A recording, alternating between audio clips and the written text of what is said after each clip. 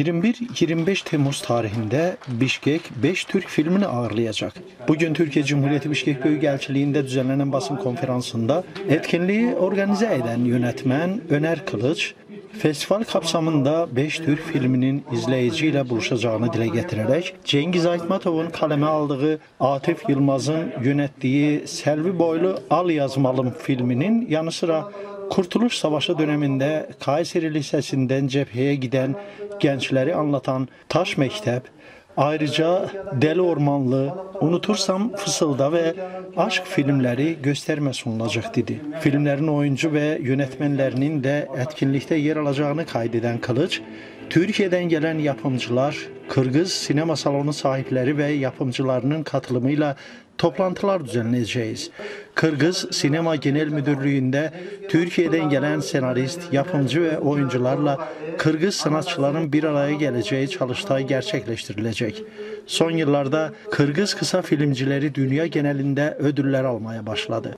Kırgız Kısa Filmciler Birliği ile de bir araya gelerek Türkiye'deki kısa film festivalleri ya da merak ettikleri sorular hakkında bir söyleşi gerçekleştireceğiz ifadelerini kullandı. Sonra Türkiye Cumhuriyeti Bişkek Büyükelçisi Metin Kılıç, bu türlü kültürel etkinlikler iki ülke arasında ilişkilere büyük bir ivme kazandıracak diye konuştu.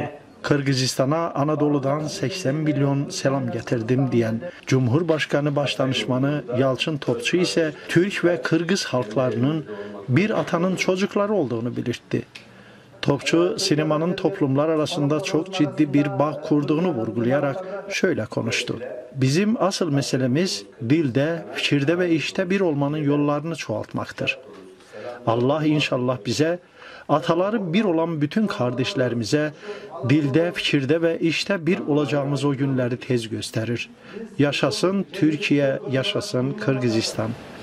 Batır Kırgız elinden çıkan Manas Atan'ın, Kurmanca Datka Ana'nın ve Cengiz Aytmatov'un doğduğu, yetiştiği bu güzel topraklarda, ata yurdumuz Kırgızistan'da, Tanrı Dağları'nın eteklerinde sizlerle birlikte olmaktan gerçekten çok memnunum.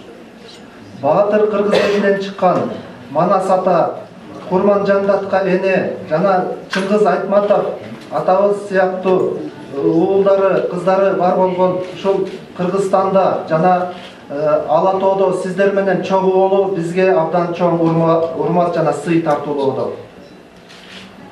Cengiz Aytmatov, bir sevli boylum al yazmalım demiş, Türk dünyasının her köşesindeki insanımızın yüreğine ve gönlüne dokunmuştur. Учурунда Чыңгыз Төрөкулович Айтматов Кызыл жоолук жалжалым деген чыгармасы менен бүткүл дүйнөгө ушул махабат дастандары кандай болуш керек экенин көрсөткөн экен.